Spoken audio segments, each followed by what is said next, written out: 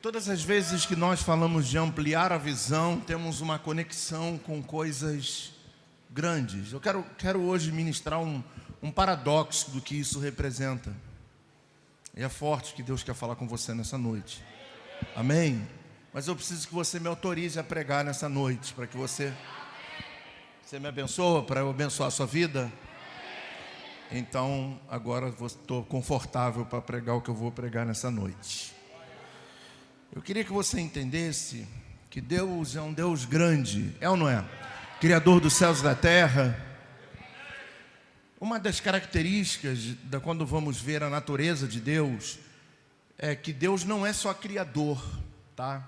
Ele é criador e é sustentador. Porque o detalhe todo não é criar, é sustentar o que se cria. Até hoje, nós vamos ver que Deus coloca limites no mar. Até hoje vamos observar, se não houver nenhum efeito aí da natureza, como um El Ninho, ou um terremoto, alguma coisa, tudo está no seu devido lugar. Todos os dias, na manhã, a água vai até a beira lá e depois retorna. Num dia, a maré mais alta vem um pouquinho mais à frente, mas depois volta, porque Deus criou e sustenta a sua criação. A sustentação de Deus é tão poderosa como a sua própria criação, porque pela sustentação pode acontecer o renovo, o recomeço. É tão forte que você pode ver aí uma região de queimada, onde tem aquelas árvores todas, não sei quantos hectares de terra queimados, e de acordo com a chuva, os anos vão passando, e de repente, aquele solo vai recebendo força, e depois de alguns anos, volta a brotar vida no lugar onde estava morto. Isso ele sustenta, e aquilo que ele sustenta traz de volta a vida.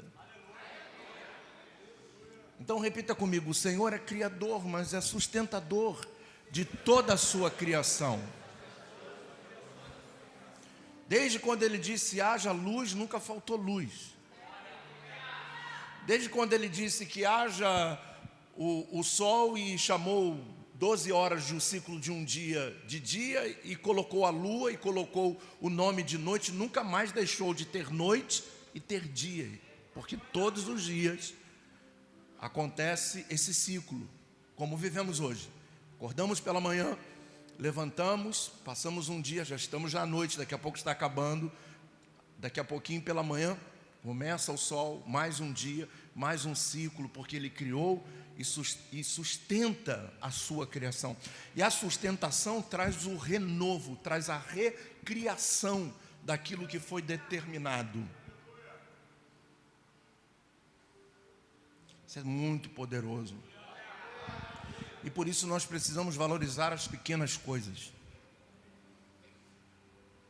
Mas precisamos ter uma visão ampla daquele que cria e sustenta. O mais importante na vida não é você chegar a algum lugar, é se manter num lugar. Porque muitas pessoas alcançam, crescem, avançam, chegam no seu auge, no seu ápice, mas depois elas somem como uma poeira, como uma neblina. O maior desafio do ser humano não é chegar no sucesso, ou chegar no pico da montanha, mas se manter lá. E o desafio para se manter é muito maior do que para chegar. Porque para chegar você tem uma motivação. Você sabe o que significa motivação? Não? Ninguém aqui é motivado. O sentido da palavra motivação já está na sua própria hermenêutica, ok? Então, motivo para uma ação. O que motiva você para ter ação? E nós somos tentados todos os dias a nos motivar pelas condições externas, que são aquilo que nos motiva. Corremos atrás de quê na vida? Sem hipocrisia. Dinheiro para sustentar nossa família, por isso saímos para trabalhar todo dia. Nós vamos buscar tudo aquilo, e aquilo passa a ser o nosso motivo para uma ação. E essa motivação que nós temos de vida, ou criamos, se ela for condicionada ao que está do lado de fora, ou às minhas metas, para que a minha motivação continue, é chegar em tal lugar, é uma coisa muito interessante. Quando você chega lá, a motivação acaba. E isso, a Bíblia é recheada de textos de homens que viveram isso. Um deles, Elias. Elias, quando acaba de matar os 450 profetas de Baal, não havia mais ministério profético para Elias, não havia mais nada para ele alcançar. Ele já havia alcançado o topo.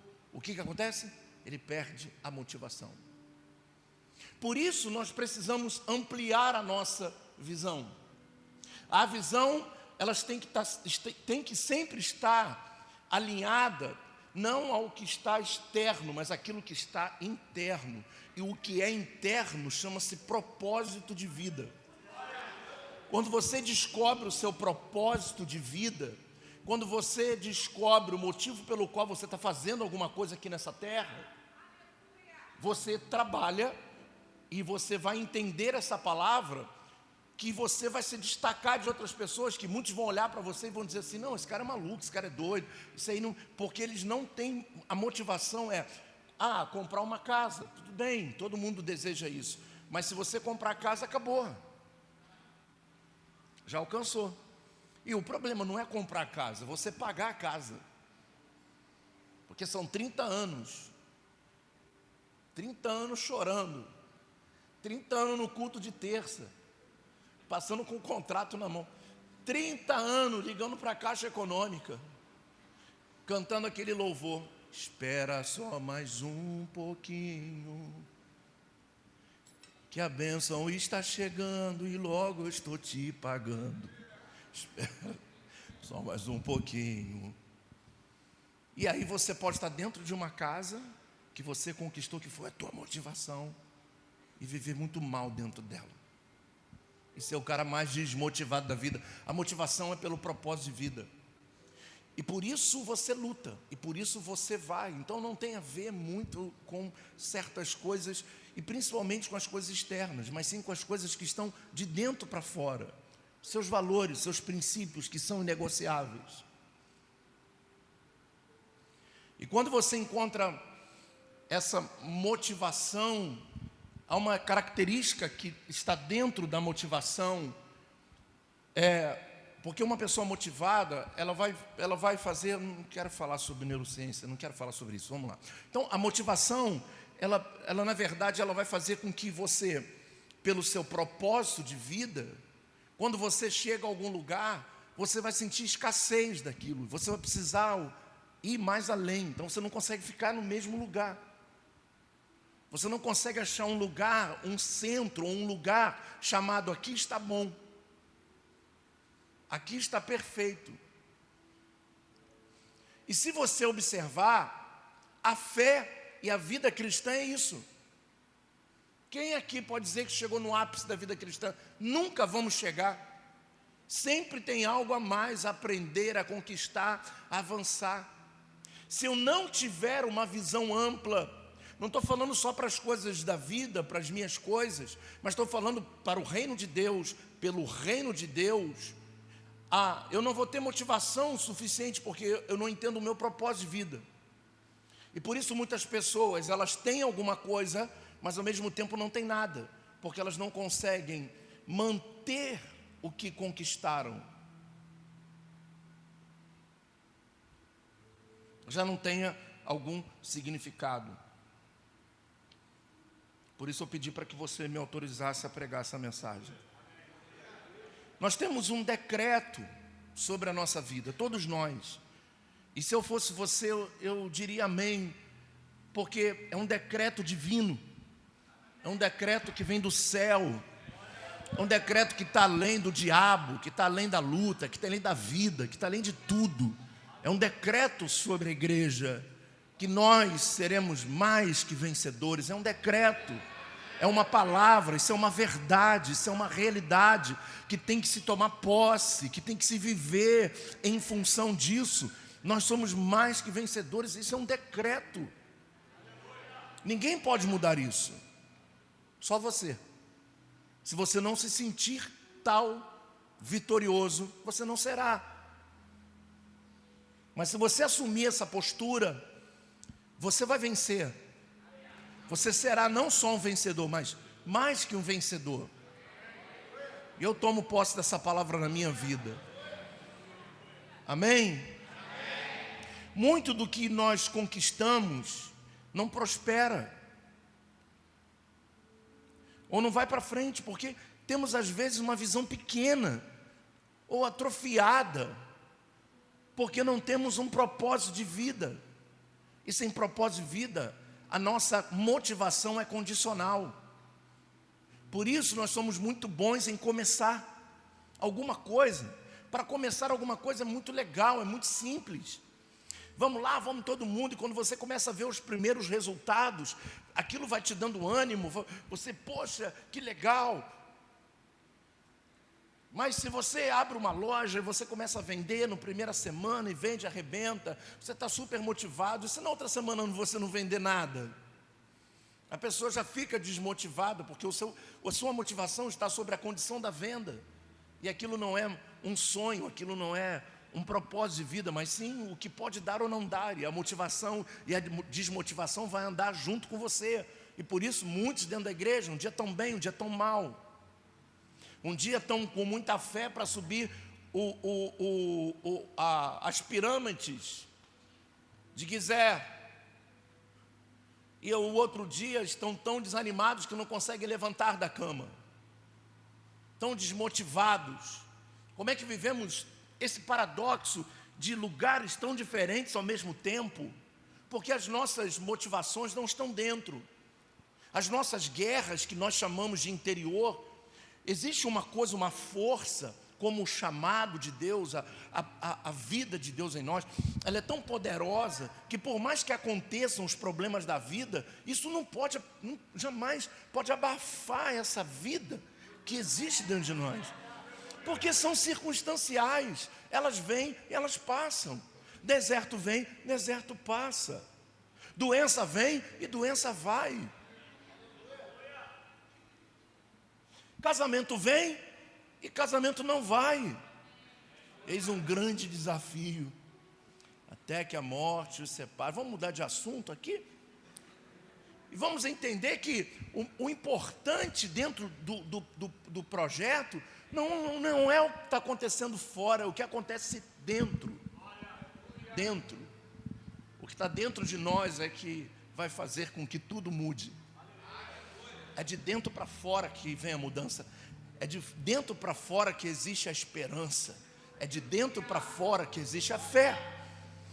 Não é circunstancial. Porque talvez muitos aqui estejam passando por momentos muito difíceis, e que você talvez não teria motivo, humanamente falando, emocionalmente falando, de vir hoje à igreja. A tua vontade talvez não fosse nem vir, porque você, entre aspas, não tem motivo. O que fez você vir aqui hoje? Algo que vem de dentro para fora, que faz você empurrar esse cansaço, essa fadiga, essa tristeza, essa dor para frente de você, e você vai não sei explicar, só sei viver isso. Não tem como explicar, é algo poderoso demais. Porque nós precisamos compreender que o nosso Senhor, Ele não é só criador, Ele é sustentador. E quando nós alcançamos e não retemos o que alcançamos, vai gerar aquela palavra que muitos conhecem chamada frustração. Eu cheguei, mas não permaneci. Ou será que chegou? Isso é uma coisa muito séria. E aí muitos conquistam e de repente vai saindo pelas mãos tudo que conquistou. Por quê? Pela falta de visão. Porque naquele momento ele não conseguiu ampliar. Eu cheguei até aqui. Se eu cheguei até aqui, bom, lá atrás, isso aqui que eu estou vivendo era um sonho. Se eu fui capaz de viver esse sonho, então eu tenho que projetar minha vida para algo maior do que eu cheguei até aqui. Aí o apóstolo Paulo vai dizer uma coisa muito interessante, que nós, o cristianismo, o crente, ele vive de glória em glória. Ele está falando, no momento a momento, eu cheguei agora, eu vou avançar, eu não posso parar. Esse é o problema. Muitas pessoas às vezes estudam para quê? Para receber um diploma e não para ter qualidade. O cara recebe o diploma na faculdade, fica 10 anos, nunca mais estuda aquilo, fica obsoleto, porque para ele a vitória é o diploma. E o diploma, depois de 5 anos, se você não se atualizar, você não sabe mais nada. Precisamos bater na cachola. A vida está andando, o mundo está andando, os outros estão indo e a gente está ficando, porque falta visão, falta olhar para o lado. Aqui na igreja tem muita gente cabeça dura. Você fala assim, rapaz, faz isso aqui, vai melhorar o teu negócio. Não, porque eu não tenho dinheiro, isso aqui não está entendendo nada. O mundo está andando, as coisas estão avançando. Daqui a pouco aquela loja em frente à sua está começando a vender o dobro de você, porque você moscou, não teve visão. E quando nós perdemos a visão, perdemos tudo. Perdemos tudo. Chegou a hora de você ampliar a sua visão. Chegou a hora de você ver Deus acima, como Isaías viu no capítulo 6. Eu vi o Senhor assentado num grande e sublime trono. Aleluia. Isaías estava com amado, estava em crise existencial. E de repente entra no templo e quando ele se prostra, ele tem uma visão espiritual. E a visão espiritual, ele viu o Senhor assentado. E aquela visão que ele enxerga, quando ele olha e vê Deus além daquilo que ele estava vivendo naquele momento, dissipou, clicou, foi o estalo mental que ele precisava para dizer, ei Senhor, eis-me aqui então, porque eu te vi maior do que todas as dificuldades que eu estou passando. Você precisa enxergar o teu Deus do tamanho que Ele é, e não pelo que contam, pelo que falam, pelas vozes que desmotivam você, que tentam o tempo todo fazer você retroceder, que tentam o tempo todo fazer você ficar cansado, desanimado. Não, existe um Deus que está sentado.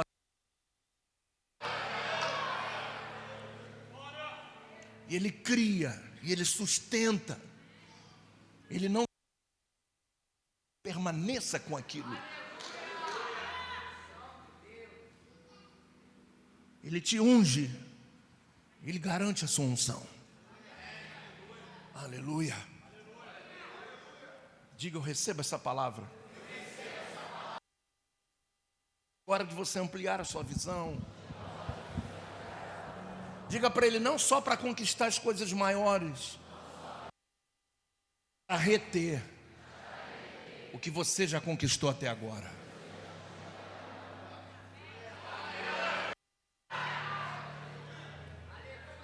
Bom, eu vou fazer uma pergunta para você, porque é um instituto de Harvard, então precisa ter um pouquinho de observância e relevância de quem fez a pesquisa.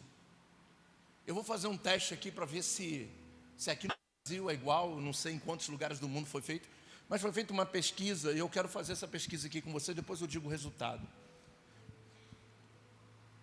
Quantos têm medo de morrer? De morrer. Levanta a mão. Meu Deus, ninguém quer ir para o céu. Como é que a gente vai para o céu, pastor?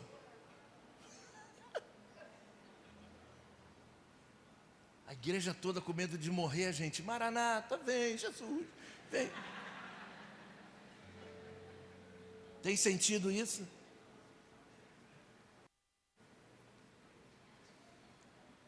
Tudo bem, agora vamos lá.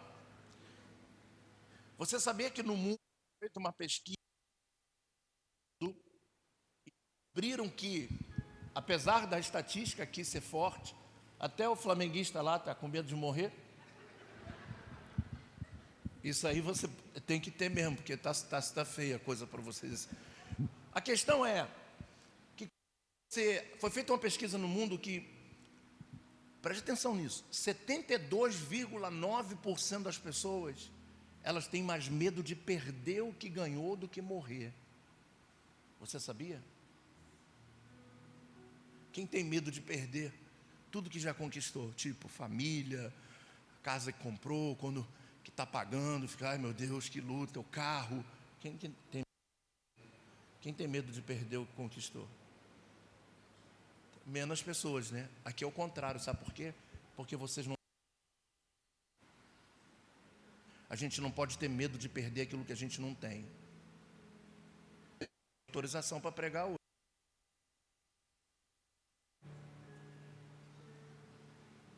Aí, como a gente não tem medo de perder o que a gente não conquistou, a gente tem medo de morrer.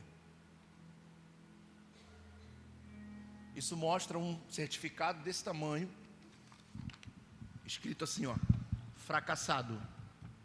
E o fracassado não tem a ver com que a vida, as pessoas fizeram com você, não. Tem a ver assim, ó, você não acredita em Deus, você não confia nele, você vai à igreja, mas você não se sente vencedor, você abre mão, você chora mais do que devia, você trabalha menos do que devia. Está na mão de vocês.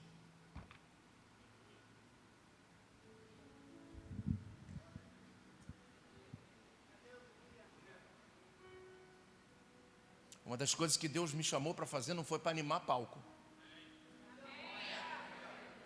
Deus me chamou para transformar vidas. Hoje tem que acontecer alguma coisa na sua vida. Você tem que se revoltar com isso. Você tem que dizer, caramba, que isso, cara, isso é sério. Porque nós estamos fora da estatística mundial. Ou, vou agora para o terceiro ponto. Você conquistou e você não dá valor ao que você conquistou. São 3 vertentes. Deixa eu contar 2 histórias bíblicas que eu quero acabar a mensagem, que hoje é rápido. Escuta o que eu vou dizer para vocês. Certa vez Deus falou para Abraão, sai da sua terra, da sua parentela. Todo mundo conhece essa história, sim ou não? Quem conhece a história de Abraão? Então me ajudou. Ele vai, sai da terra, aí começa a acontecer o que acontece conosco, a mesma dificuldade. O quê? Tempo. Eu preguei isso domingo. Tempo. Passa 25 anos que Deus falou para e Sara fica mais velha, a impossibilidade aos olhos naturais aumenta. A Bíblia diz que com 75 anos, Abraão já tinha um corpo já danificado. 25 anos depois, é impossível um milagre acontecer, sim ou não? Aí Abraão, no capítulo 15, vai dizer que ele começa a crise que todos nós passamos. Gente, não se culpe por isso. Não se... Existem momentos de crise. E nós temos que saber lidar com isso. E ele entra lá e ele fala assim, está chateado. Ele começa a observar os 600 km que ele havia percorrido. Ele vai perceber que o pai morreu, o irmão morreu, o pai morreu. O cara perdeu tudo, foi todo mundo morrendo. Ficou ele mais velho, uma mulher mais velha. Cada vez não era diferente como é conosco hoje. As articulações já não respondem, você já não tem mais a mesma habilidade que tinha alguns anos. Vai acontecendo. E Abraão então começa a sentir o cansaço da espera, do tempo. Aí Deus pega Abraão, tira ele da tenda onde ele morava com Sara e manda ele ampliar a visão. Só que até aquele momento, Abraão estava esperando um abraço de Deus, não era? Deus descer e dar um abraço nele. Estava esperando, gente, um filho, sim ou não? Sim, sim ou não? Sim. Quando Deus tira ele da tenda e manda ele olhar para o céu, Deus está mostrando para ele uma nação. Então Abraão queria uma coisa, por uma coisa ele estava desanimado, Mas Deus olha para ele e fala assim: eu não vou te dar uma coisa, eu vou te dar uma descendência. Então Deus pega uma pessoa que imaginava uma coisa, e aí tem uma... Você já parou para pensar que a sua história pode ser próxima de Abraão? Abre a sua mente hoje. Vamos dizer que Deus tem para você uma descendência, e você filho, e Deus está dizendo, ele não está entendendo nada. Por isso precisamos ampliar a visão, porque se você não ampliar, você vai chorar por uma coisa pequena, enquanto Deus está querendo te dar algo muito maior. Às vezes ficamos chorando por alguma coisa que se foi, que se perdeu, que era até importante, e a gente fica chorando por um que foi, e Deus está querendo mandar uma multidão. Ah, meu Deus, que o Senhor nos abençoe hoje para abrir a nossa visão.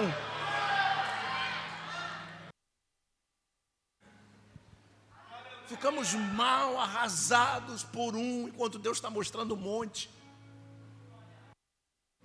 Quando Abraão viu aquilo, ele entendeu. Então Deus mostrou algo grande para ele, grandioso. Deus mostrou o seu plano. Deus mostrou a sua promessa. O problema é que a gente vive sem planejamento, não sabe o que Deus quer, não sabe o que a gente está fazendo nessa terra, não sabe nem o que a gente está fazendo aqui no mundo, por isso quer morrer. E aí quando você olha, e você... Quando Deus abre a visão, ele entende, ele diz, uau. Aí, a Bíblia diz que ele creu, a visão, ele creu na visão. Tinha filho ainda? Não. Nasceu um dia? Não. Mas já estava onde? Na visão dele. Já estava fixado na visão, a fé. Quando a fé está na visão, ninguém te para.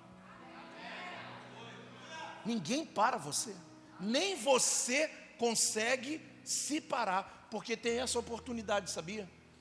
Eu lembro agora, lembrando agora, do nada, que eu lembro das coisas do nada. Graças a Deus, que eu tenho umas conexões assim interessantes. Quando nós fomos, nós estávamos no monte, veio uma pastora lá, e ela falou assim, eu tenho uma palavra para você. Isaías 54:2, lembra? E falou, olha, coloca aí para mim, Isaías 54, quem está lá em cima? Você cortou o cabelo, filho? Nossa, agora vai, mano. Agora eu vou fazer uma propaganda tua, que aqueles negócios aqui tava ruim de te ajudar, mano. Tem como colocar Isaías 54:2, não se empolga muito não, ela está empolgada. Isso. 54:2, eu recebo o Rubi ali. Eu recebo o Rubi. Mas vamos lá, alargue o lugar. Gente, a gente fazia o culto, e sabe como é que as cadeiras eram para o culto? Pegava no bar, cortava um papel em branco, colava atrás da Brahma. Era assim, Brahma, Skol, não sei o que, e colava para ninguém ficar lendo, né? Que vai que o cara sai do culto ali, hipnotizado, e vai. Então, tinha que tampar fazer o culto. Não tinha púlpito, era uma caixa de som. Pouco tempo o pastor Roberto esteve aqui, pregava ali, coisa louca. A palavra, sua tenda, estenda bem as cortinas da sua tenda, não o impeça. Essa foi a palavra que mais me impactou. Porque olha o que Deus está falando. Não impeça. Porque eu posso impedir, você pode impedir. Aliás, o nosso crescimento, nós estamos impedindo que o milagre aconteça quando fechamos os olhos para que Deus está fazendo na nossa vida. Quando fechamos os olhos sequer para agradecer pela manhã, falar, meu Deus, olha onde eu já cheguei, que tem lugar que você já chegou, que tem pessoas que vão passar o tempo que você tem de vida e não vão alcançar 15%. E se você não der um sentido a isso, é agradecer a Deus pelo que você já é hoje. Você não vai criar conexões com o futuro. Você não vai criar conexões você não vai conseguir ampliar a sua visão. Eu queria com muito carinho, mas também com muito amor. E se você conhecer com mais amor ainda, aquele amor de mãe, sabe, Patrícia? Mãe de quando tinha uns 7, 8 anos, que a gente dava aquele carinho, aquele carinho de pizza. Aperta esse irmão com carinho e diga para ele: não impeça o que Deus está querendo fazer. Agora, deixa eu dar um recado para alguém aqui, que hoje eu preciso dar um recado. Eu não costumo fazer isso não, mas hoje eu preciso dar um recado para alguém. E aí vocês respeitem meu posicionamento, por favor. Diabo, eu não vou nem falar teu nome hoje. Já dele. Porque ele é a última coisa. Sabe onde ele trabalha? Onde a gente erra. Sabe onde ele entra forte? Onde a gente dá brecha. É assim que ele faz. Então, se nós tratarmos o que tem que ser tratado com Deus, a gente fecha a chance dele. A gente fecha a porta para ele. Não impeça. Você não fez carinho no seu irmão. Você fez, dá uma apertadinha na mão dele e diga assim: não impeça, rapaz. Diga para ele: qual o próximo culto que você vai voltar? Da ceia? Não impeça, rapaz. Não impeça. Não impeça. Estique as cordas e firme as suas estacas. Eu desci com aquela palavra no meu coração. E nós tínhamos uma igreja, tinha 20 pessoas, 8 pessoas, 10 pessoas num culto. Um calor meu irmão, o calor do Havaí. Que eu não sei dentro da igreja. Estou falando sério, dava 50 graus lá. Tinha gente passando mal. Eu pregava os obreiros dando água e o povo mole. Não era mole de calor. E eu fazia culto domingo de manhã. E naquela época eu era brabo, eu não deixava ninguém faltar. Deus me transformou esses anos, né? E se faltasse, tinha chicote, né? Então, o povo ficava lá assistindo o culto. E eu falava assim: eu já estou terminando. Ai, meu Deus, sempre foi assim. E aí aquela coisa toda, e o povo estivesse numa câmara de fogo. Quem quer receber oração?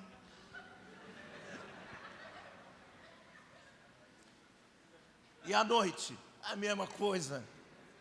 E aí cismavam de botar louvor de júbilo. Quando cantava o louvor... Não, meu irmão. Quando cantava o louvor de júbilo, começava aqui, ó. O rodelão aqui, ó. Rodanel aqui. Todo mundo molhado. Eu não deixava ninguém tirar a gravata, porque eu usava. Eu falei: ninguém vai tirar, se eu uso, vocês usam. E eles... Os obreiros da igreja. E sabe qual era a minha mensagem? Nós vamos construir uma catedral nesse lugar. Visão. Porque Deus falou: amplia a tenda. Mas aqui não tem terreno. Você sabe que aqui as casas da Vila Kennedy são... Como é que elas aumentam? No puxadinho. Uma casa em cima, uma casa atrás, uma casa do lado. Aí para a arquitetura ficar bacana, o outro cresce. Tem caimento de banheiro que a pessoa, quando entra, ela já vai, né?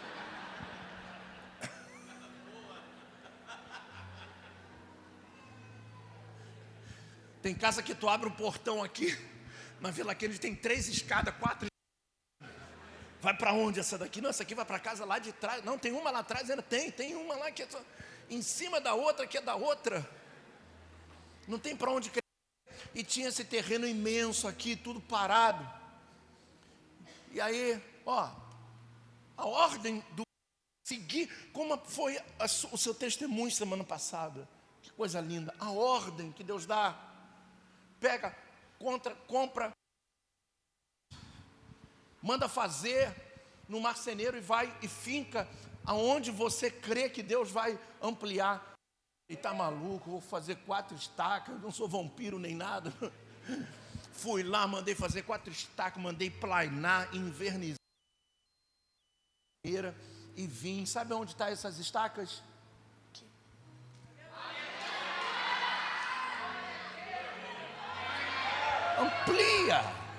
Amplia a sua visão, amplia a sua visão.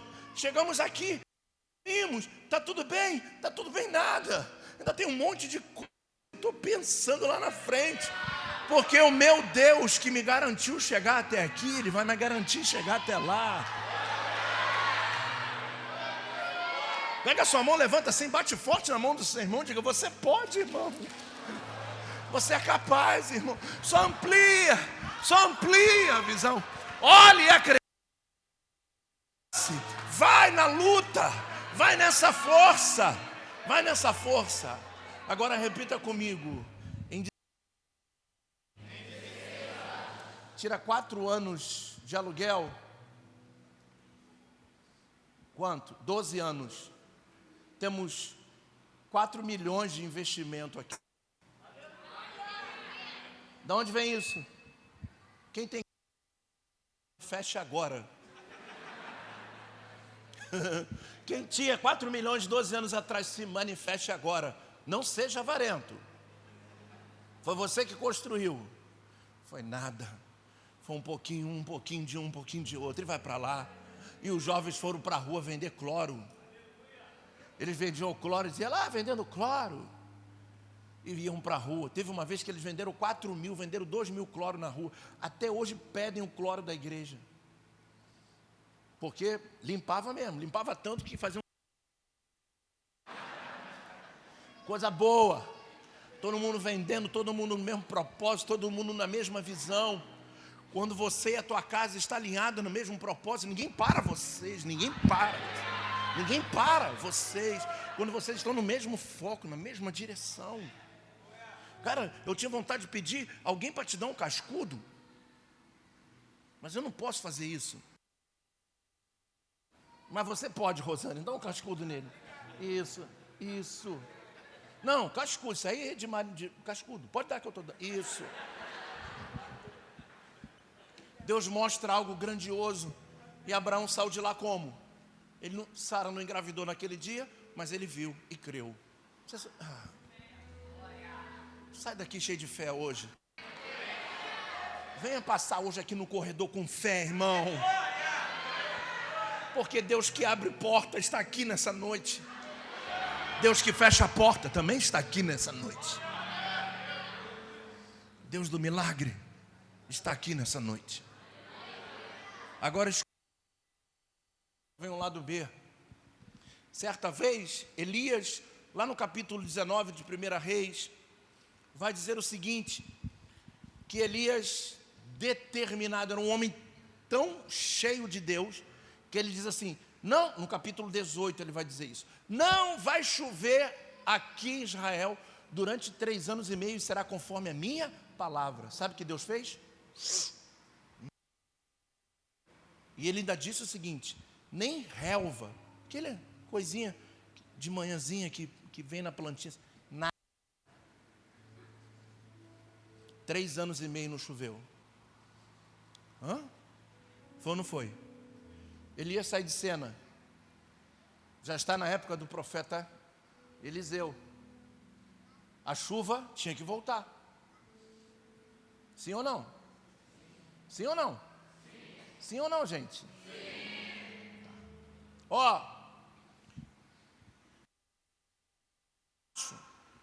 E vê se tem um sinal de chuva. Chegou a hora de voltar. Acabou o ciclo. 3 anos e meio, 3 anos e meio. Entenda isso. O seu problema tem um tempo para acabar.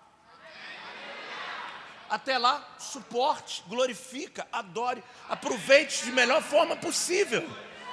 Tem tempo para acabar.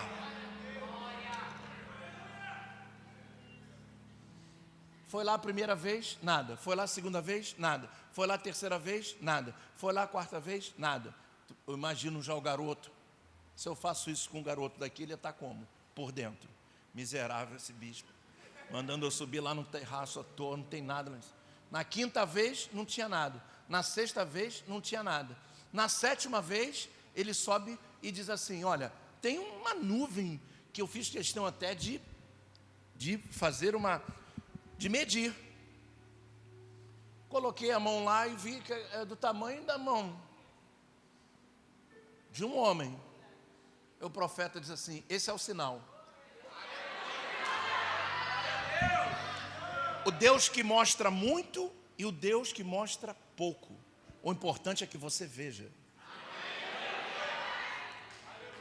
Porque nos dois casos foi um chamado para ver. Para ver. E aí eu quero dizer para você aqui que isso é muito forte. Porque tem muitas pessoas, principalmente aqui na Vila Kennedy, a gente precisa mudar esse hábito. Meu pai dizia uma coisa para mim, que eu falei, cara, isso é verdade. Todo jogador que tem nome de Luizinho, Marquinho, Inho, não sei, é coisa ruim. Pode avaliar que você vai ver. Se tiver um ou dois, muda. Tudo que tem inho é diminutivo, certo? O que você tem? Eu tenho uma lojinha, pronto. Você tem uma inha. Eu tenho um negocinho. Eu tinha um irmão aqui na igreja que ele falava assim, uma vez ele veio me justificar porque eu não tinha dado o dízimo. Vai entender. Aí falou assim, não dei o dízimo porque o meu dinheirinho. Eu falei, para, dinheirinho? Não, você tem um dinheiro. Pelo fato de ter dinheirinho que você está fazendo isso. Inho, não fale isso, inho. Né? Eu só deixo a minha esposa falar isso quando ela fala assim, novinho.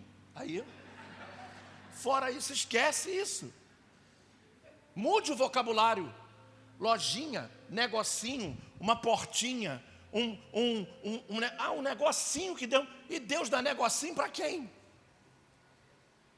Hoje em dia o ser humano não está dando nem negocinho para cachorro, que na minha época cachorro, sabe o que se fazia?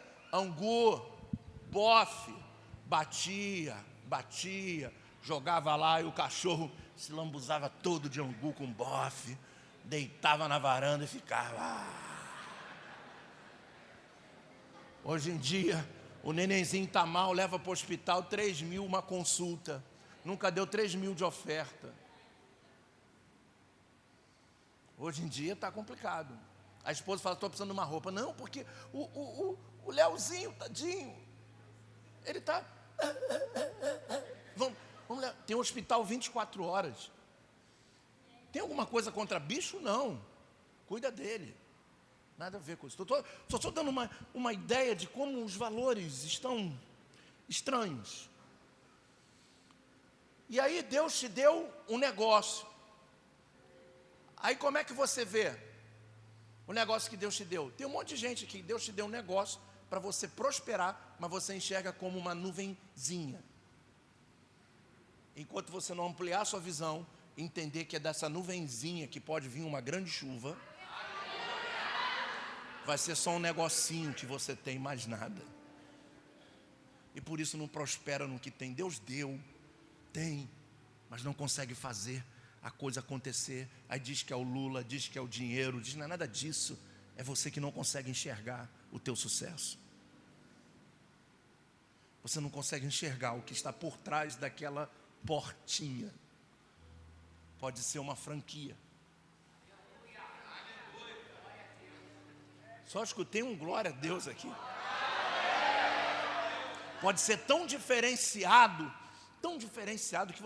que as pessoas vão pedir de longe, traz esse negócio para cá, isso aqui é muito bom, você tem que ter aqui.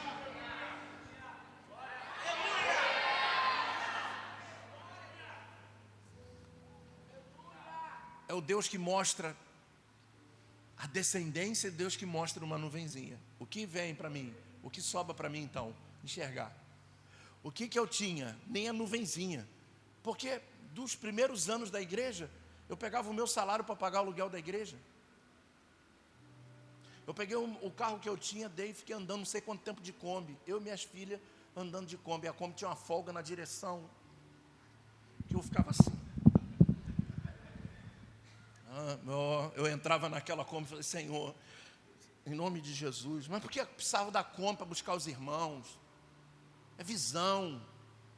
Aí você retém o negocinho aqui, e eu vinha na Avenida Brasil para cá, para lá, e segurava a Kombi, e as minhas filhas assim, chegava na escola para buscar elas falavam assim, pai, para lá na esquina. E para estacionar. Aí levei, trocou a casa, não adianta, é um troço infinito, ruim, que não melhora. E não tinha jeito. Ia buscar as crianças, vinha elas. Eu falei assim, olha, vocês não estão entendendo. Vocês reclamam, porque elas brigavam por espaço. Eu falei, cada um pode ficar num banco e menos. Aproveitem a viagem. E quando você perde a visão, você retém o que é pouco para viver o muito. Eu só escutei um glória a Deus aí. Amplia a visão. É promessa que a sua família vai acessar. Amplia a visão. Vai vir, vai voltar. Deus vai chamar nos lugares mais remotos. Escuta o que eu vou dizer para você. No livro do profeta Ezequiel, no capítulo 43, vai dizer uma coisa incrível, linda. Vai dizer, eu reunirei Israel novamente. Aleluia. Eu reunirei o meu povo novamente. É Deus que traz, é Deus que faz, é Deus que fala, é Deus que converte, é Deus que toca, é Deus que age. Sem Ele nada pode fazer. Amplia a sua visão. Mas está no momento de escassez. É no momento de escassez que você precisa enxergar. É no momento da dificuldade que você precisa ver o negócio pronto lá na frente. Eita, glória a Deus. Se projete para as coisas grandes que Deus tem para fazer na sua vida. Aleluia. Você pode dar um abraço nesse irmão que está do seu lado. Diga para ele, amplie a sua visão. Não impeça. Dá um glória. Glorifica. Digo, meu Deus, tem coisas maiores para mim, para minha família, para minha casa. Você chegou até aqui, glória a Deus, mas eu vou continuar, eu vou avançar, eu vou crescer. A gente canta isso aqui. Vou avançar, eu vou crescer. Ninguém vai me... Que música é essa que não tem sentido? Tem que ter sentido, vai cansar, vai avançar e vai crescer. E Deus vai honrar você, o teu nome, vai mudar a história da tua família, vai mudar a história da tua casa. Se eu fosse você, eu só glorificava. Amplia a tua visão.